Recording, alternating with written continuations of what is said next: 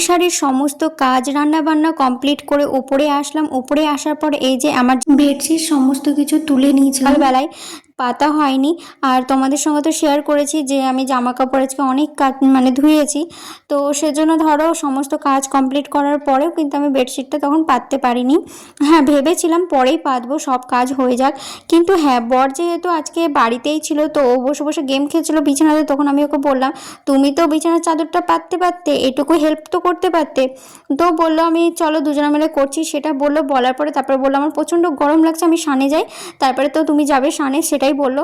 তাই বললাম ঠিক আছে যাও। তারপরে আমি নিজেই একা একা বেডশিটটা মানে পেতে নিলাম। তারপরে এই দেখো আমার কিন্তু বেডশিট পাতা হয়ে গেছে। আর জানো তো, আমি যেদিনকে বেডশিট চেঞ্জ করি সেদিনকেও কিন্তু আমি সপ্তাহে সপ্তাহে বাথরুমও ধুয়ে নিই। আমি একটা রুটিন করে নিয়েছি, যেদিনকে আমি বেডশিট চেঞ্জ করবো সেদিনকেও বাথরুমটাও ধুয়ে নেবো, তাহলে একসঙ্গে সমস্ত কিছু পরিষ্কারই থাকছে, তাই না? আর কি বলো তো, যত পরিষ্কার রাখবে পরিষ্কার থাকবে, তো নিজের কাছেও মনে পরিষ্কারই লাগবে, তাই না? যত পরিষ্কার থাকা যায় ভালো, নিজের শরীরের পক্ষেও ভালো। তো যাই হোক, ছোটো মুখে অনেক বড় কথা বলে ফেলেছি। তো এই দেখো আমি নিজেকে রুটিন করে নিয়েছি যে এই কাজটা মানে সপ্তাহে আসলে এই কাজটা করতে হবে। আর যেটা রুটিন আমি নিজে বানিয়ে নিয়েছি, যেটা আমাকে করতে হবে, এটাও করতে হবে। তো আমি সেরকমভাবেই কাজকর্ম করি আর তোমাদের সঙ্গে সেটাই শেয়ার করছি।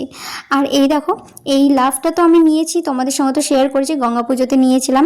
আর এখন এটাকে আমি ব্যবহারও করছি। এই দেখো বিছানাতে বেশ সুন্দরভাবে সাজিয়ে দিয়েছি, কেমন লাগছে কমেন্ট করে জানিও। খুব সুন্দর লাগছে, তাই না?